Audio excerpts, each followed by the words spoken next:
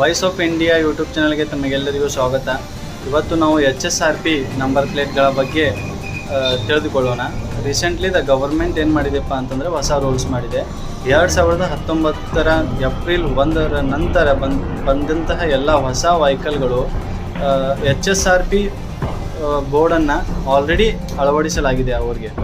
ಆದರೆ 2019ಕ್ಕಿಂತ ಮುಂಚೆ ಬಂದಿದ್ದಂತಹ ಎಲ್ಲ ಮೋಟ್ರ್ ವಾಹನಗಳು ಏನಿದಾವಲ್ಲ ಅದಕ್ಕೆ HSRP ನಂಬರ್ ಪ್ಲೇಟ್ ಅಳವಡಿಸುವುದು ಕಡ್ಡಾಯ ಮಾಡಲಾಗಿದೆ.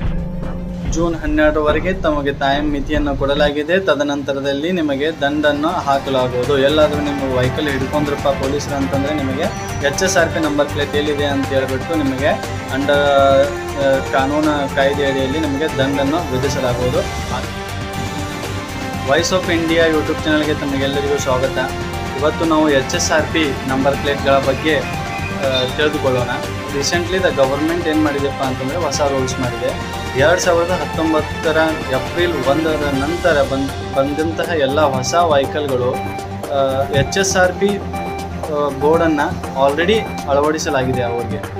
ಆದರೆ 2019ಕ್ಕಿಂತ ಮುಂಚೆ ಬಂದಿದ್ದಂತಹ ಎಲ್ಲ ಮೋಟ್ರ್ ವಾಹನಗಳು ಏನಿದಾವಲ್ಲ ಅದಕ್ಕೆ HSRP ನಂಬರ್ ಪ್ಲೇಟ್ ಅಳವಡಿಸುವುದು ಕಡ್ಡಾಯ ಮಾಡಲಾಗಿದೆ.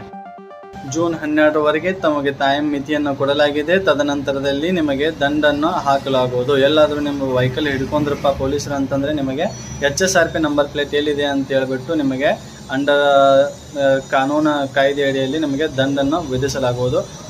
ವಾಯ್ಸ್ ಆಫ್ ಇಂಡಿಯಾ ಚಾನಲನ್ನು ಲೈಕ್ ಮಾಡಿ, ಶೇರ್ ಮಾಡಿ, ಕಮೆಂಟ್ ಮಾಡಿ ಮತ್ತು ಸಬ್ಸ್ಕ್ರೈಬ್ ಮಾಡಿ. ಜೈ ಹಿಂದ್, ಜೈ ಕರ್ನಾಟಕ.